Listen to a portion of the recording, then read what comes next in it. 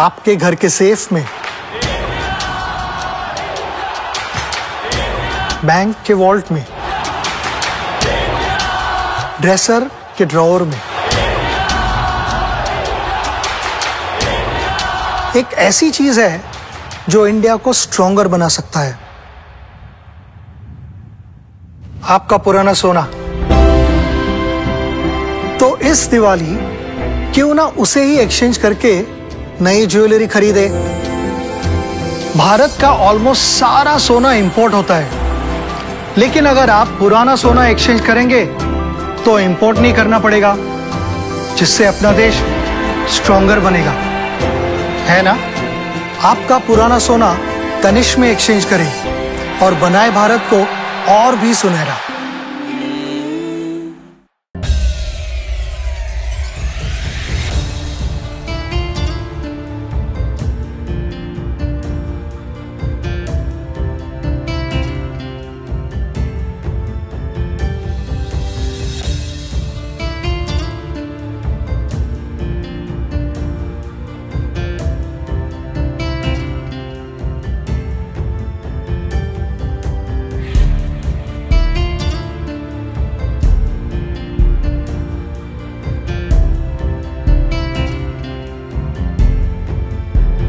जय हिंद।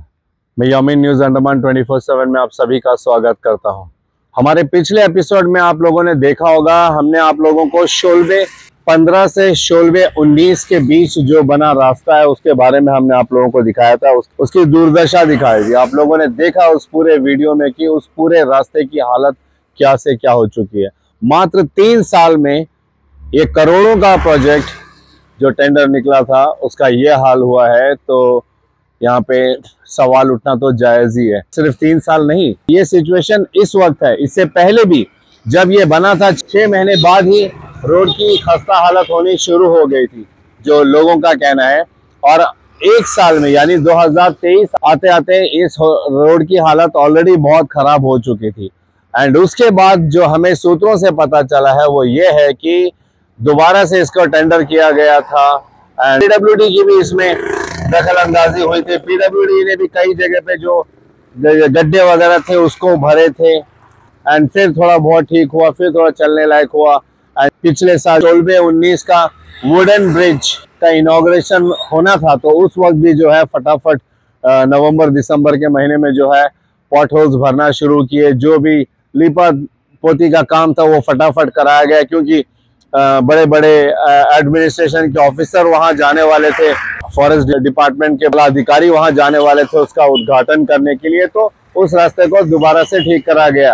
एंड जो हमें सूत्रों से पता चला है कि ये दोबारा से जो लीपा पोती का काम है वो भी जो है पीडब्ल्यूडी के द्वारा ही, उनके वर्कर द्वारा ही कराया गया। तमाम लोग जो 15 से 19 के बीच में रहते हैं उन सब ने इसे देखा और इसके बारे में उन्होंने जानकारी भी दी।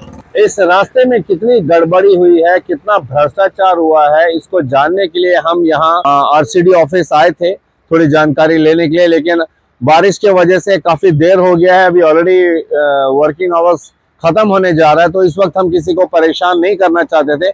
हम दोबारा कल परसों फिर आएंगे और ज्यादा से ज्यादा जानकारी जुटाने का कोशिश करेंगे और हम आरटीआई डालकर इसकी पूरी जानकारी लेने की भी तैयारी में हम हैं। हम आपको बता दें, कुछ चीजें हमने नोट की है जो हम चाहते हैं कि हम आप लोगों के साथ शेयर करें। कि हमें आरसीडी से agreement of the work order, जो टोटल एग्रीमेंट हुआ, इसका जो वर्क ऑर्डर निकला था, इसकी हमें कॉपी चाहते हैं। इस काम में कितने एजेंसीज इन्वॉल्व है हम उसकी जानकारी चाहते हैं। इस काम में कितने बार इटाची सर्विसेज का इस्तेमाल किया गया है, कितने सारे लेबर्स का इस्तेमाल किया गया है, हम उसकी जानकारी जानना चाहते हैं। और जितने भी पेमेंट यहाँ से गए हैं, किस एजेंसीज को गए हैं, वो डिटेल्स जानना चाहते हैं। कुछ एमबी कॉपी होती है एंड एक्स्ट्रा आइटम डिविएशन है, इसकी जानकारी लेना चाहते हैं। सब्जुगेट ऑफ वर्क, इसके बारे में जानना चाहते हैं।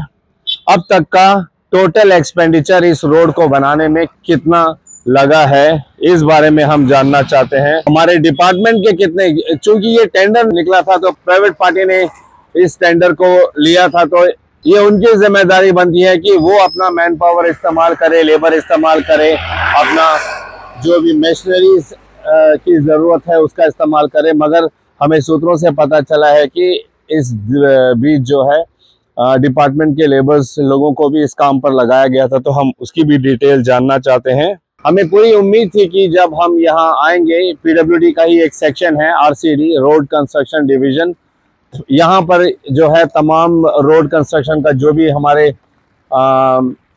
अंडमान निकोबार में जो काम कार्य होता है रोड को बनाने को लेके, उसके सारे दस्तावेज वगैरह, सारे रिकॉर्ड वगैरह यहीं पे रहते हैं।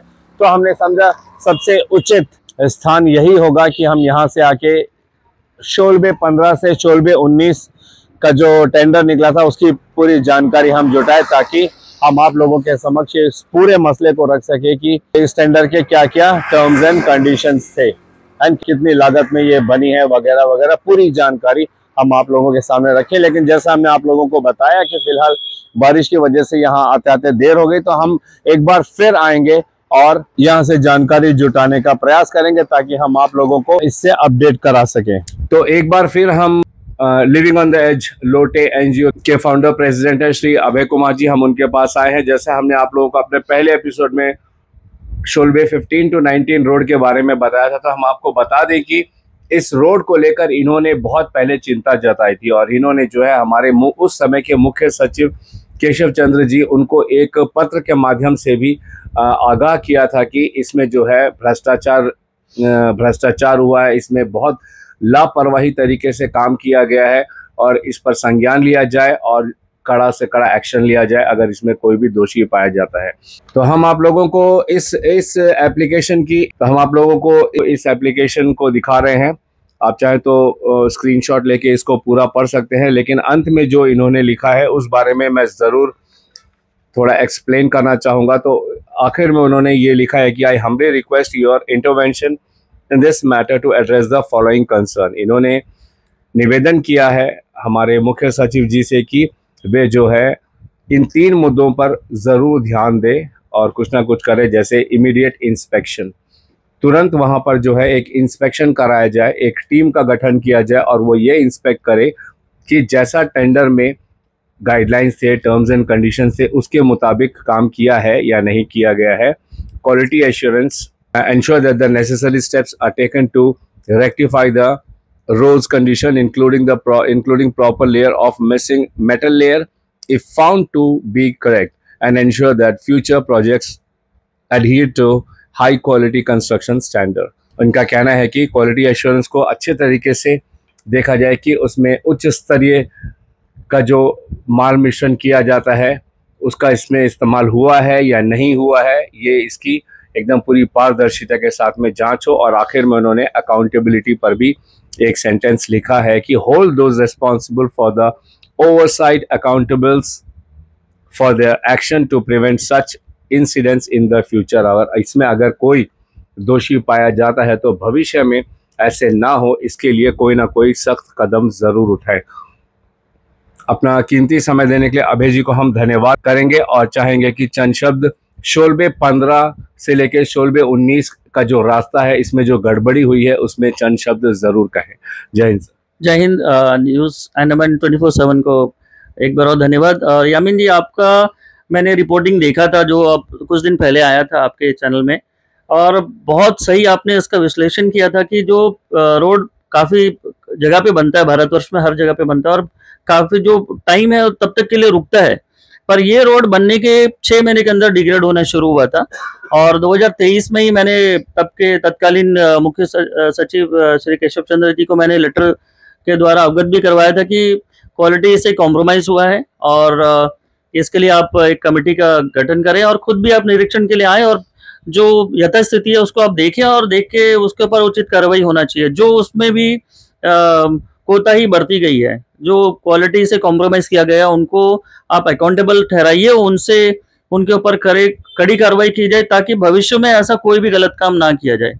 अब चाहे वो कॉन्ट्रैक्टर हो, चाहे वो इंजीनियर्स उसमें इन्वॉल्व हो, ये क्योंकि ये जैसे मैंने पहले भी कहा है कि ये हार्ड पेड टैक्स पेयर का पैसे से बनता है और आप क्वालिटी से कॉम्प्रोमाइज करके कैसे कर पाएंगे आप? कैसे अबे जी, जब मैं लोगों से बात कर रहा था, लोग कह रहे थे कि ये सिर्फ कॉन्ट्रैक्टर की तो गलती नहीं हो सकती। कॉन्ट्रैक्टर काम करता है, विभाग के जो अधिकारी आते हैं वो इंस्पेक्शन के लिए आते हैं, जिनमें जेई साहब होते हैं, एई साहब होते हैं, असिस्टेंट इंजीनियर होते हैं, ये भी आते हैं।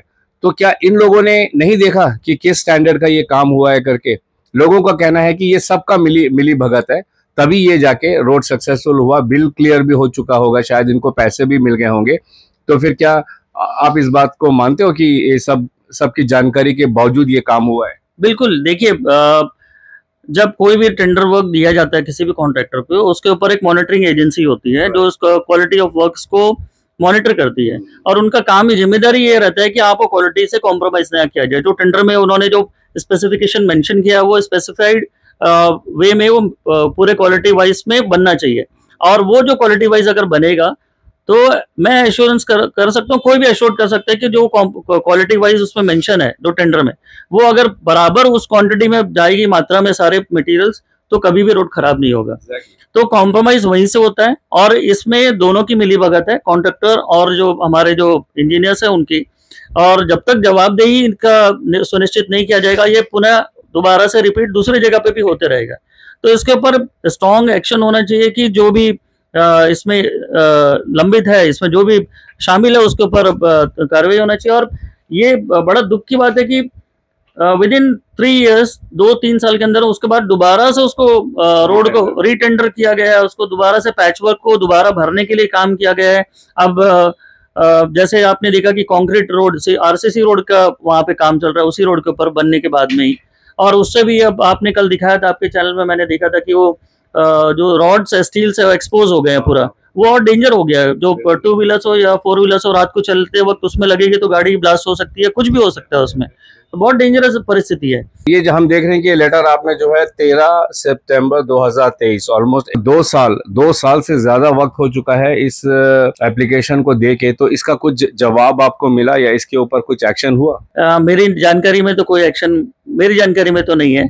हाँ, ये हुआ कि उसके बाद से और पैचवर्क अब चालू हो गया, और जो और भी उसके ऊपर सब कॉन्ट्रैक्ट दिए गए ताकि और भी काम किया जाए, और बस वो काम हो रहा है। वहां पे लोग आना जाना उनके लिए दूबर आज भी बना हुआ है, बस काम हो ही जा रहा है उसमें।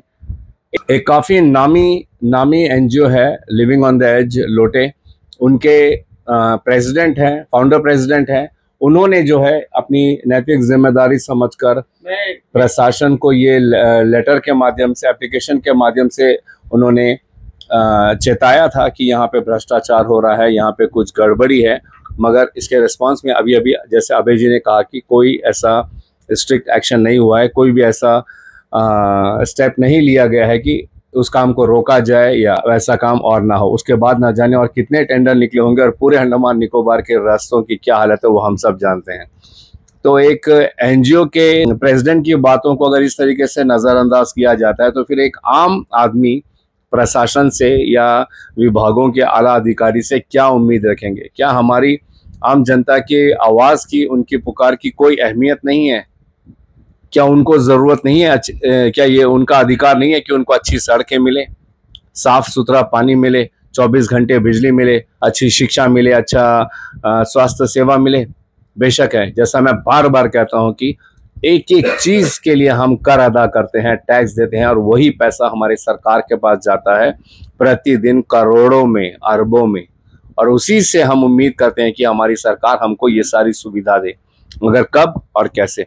जी, आप कुछ कहना चाह रहे हो? मैं एक बात इसमें जोड़ना चाहूंगा कि ये लेटर मैंने 12 सितंबर 2023 को मुख्य सचिव जी को भेजा था। इससे पहले मेरी मुलाकात हुई थी सर से, और उस वक्त हमारे साथ में और भी लोग गए थे साथ में जो बाकी इस एरिया को रिप्रेजेंट करते हैं। तो वर्बली हमने डिस्कशन में ये बात उठाया था, मुद्दा को उठाया था कि सर देखिए ऐसी ऐसी परिस्थिति है और आप आए तो अच्छा है, आप अपने से देखेंगे तो आपको पता चलेगा कि क्या कंडीशन है रोड का। तो सर ने कहा था कि मैं शायद बिजी शेड्यूल की वजह से आ पाऊँ या नहीं आ पाऊँ, आप लिखित में आप मुझे लेटर दे दीजिए, मैं ज़रूर उसके ऊपर कार्रवाई करूँगा।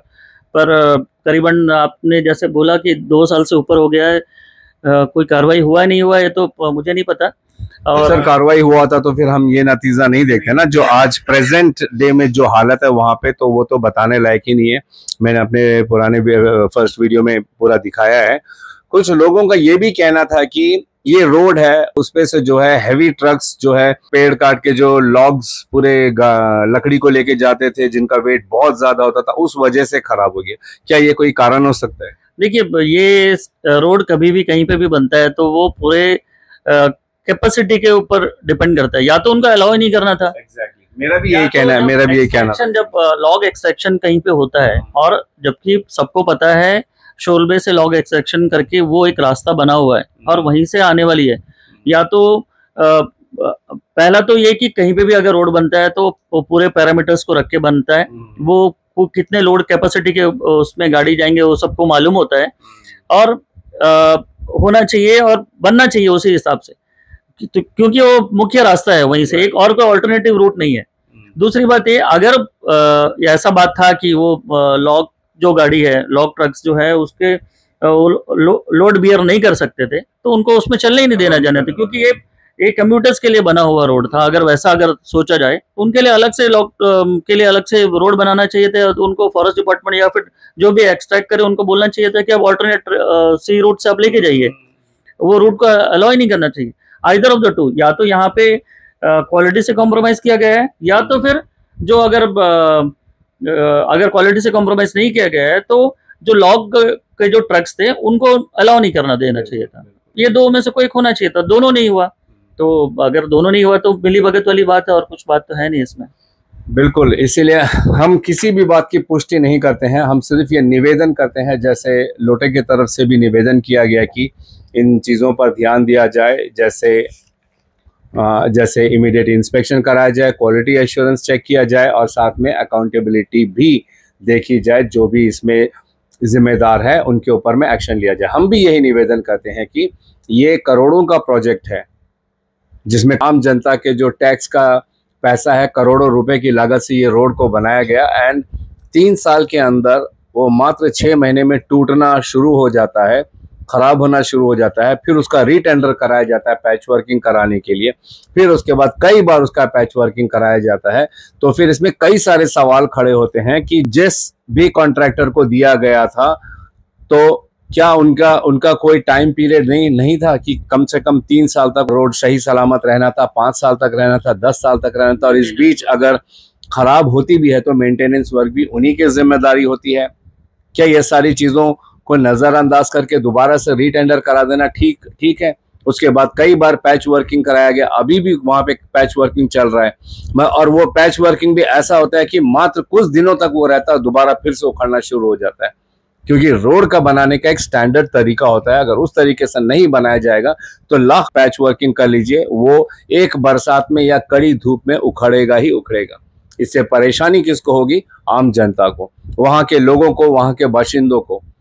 वहाँ पर प्रेग्नेंट महिलाएं हैं, वहाँ पर बहुत सारे मरीज हैं, बुजुर्ग हैं, बच्चे हैं, स्कूल जाने वाले बच्चे हैं, युवा हैं, जो कॉलेजेस जाते हैं, जो काम के लिए जाते हैं, हर किसी को परेशानी होती है वहाँ से गुजरने में।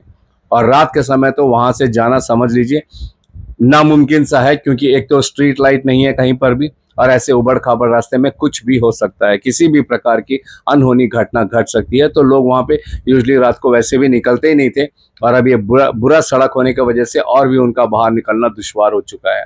इन सारी बातों को बहुत ही गंभीरता से संज्ञान लेने की जरूरत है, और अभय जी को एक बार फिर हम धन्यवाद करेंगे कि उन्होंने अपना कीमती समय दिया है, और शोलबे 15 से शोलबे 19 का जो रास्ते की जो स्थिति है उस पर उन्होंने प्रकाश डाला। उन्होंने हमें ये भी बताया कि उनके एनजीओ की तरफ से उस रास्ते के बारे में 2 साल पहले भी इन्फॉर्म किया गया था, मगर अब तक कोई एक्शन नहीं लिया गया है। क्या हम उम्मीद कर सकते हैं हमारे प्रशासन से कि वे जल्द से जल्द इस पर एक्शन ले, और ये जो 3 चीज़ हमने आखिर में जैसे अभय जी ने पूछा है इसका हमें जवाब मिले, हमें इंतजार रहेगा। तो ओवरऑल अगर हम देखेंगे तो लोग जो है बहुत परेशान हो चुके हैं। जब हमने ये पहली वीडियो डाली थी उसके बाद हमें भी बहुत सारे कॉल्स आए, और कुछ लोग जो है आगे बढ़कर आए, और वे जो है हमें फोन के जरिए बता रहे थे, बहुत सारी जानकारी दे रहे थे। तभी हमने सोचा कि ठीक है, उनकी जो बात है उनमें कितनी सच्चाई है ये जानने के लिए हमें कंसर्न डिपार्टमेंट जाकर पता लगाना होगा। दशकों से वहाँ पे लोगों के पास सड़क सुविधा नहीं है।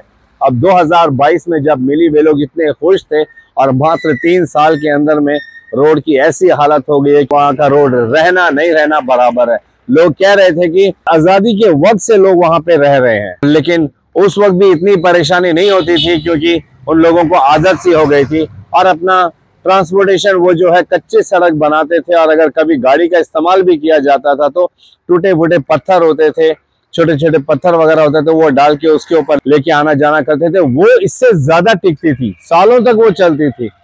फिर जब वो एकदम धंस जाती, दोबारा से मिट्टी कवर हो जाता बारिश की वजह से, फिर वो दोबारा वैसे करते थे और उसी तरीके से अपना आना जाना कैसे भी मैनेज करते थे, या जंगल रास्ते आना जाना करते थे या बोट रास्ते आना जाना करते थे, मगर एक प्रॉपर रोड उनके पास कभी नहीं था 2022 से पहले जब ये इनॉग्रेट हुआ था।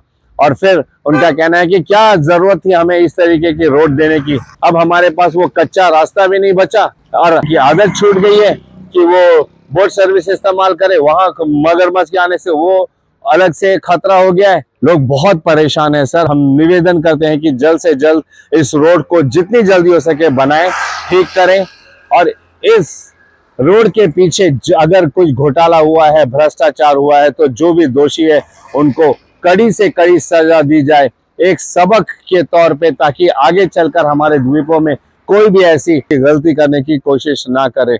हमारा प्रयास रहेगा कि हम आरसीडी जो रोड कंस्ट्रक्शन डिवीजन है, हम यहाँ पर जाएं एंड कंसर्न्ड जो भी यहाँ के कर्मचारी है उनसे मिले और थोड़ी और जानकारी जुटाए, ताकि हम आप लोगों को अपडेट कर सके। एंड फिर हम आरटीआई का जो रिप्लाई आएगा वो भी हम आप लोगों के सामने रखेंगे। लेकिन उस वक्त तक हमारी कोशिश रहेगी कि जितनी जल्दी हो सके शोलबे 15 से 19 का रोड दोबारा से बन जाए, और इस भ्रष्टाचारी में अगर किसी को भी गुनहगार पाया जाता है तो उनके ऊपर में कड़ा एक्शन भी लिया जाए। अपडेट के लिए आप हमारे साथ जुड़े रहिए। फिलहाल कैमरा पर्सन दीपिका सोनी के साथ में यामीन, न्यूज अंडमान 24/7। जय हिंद।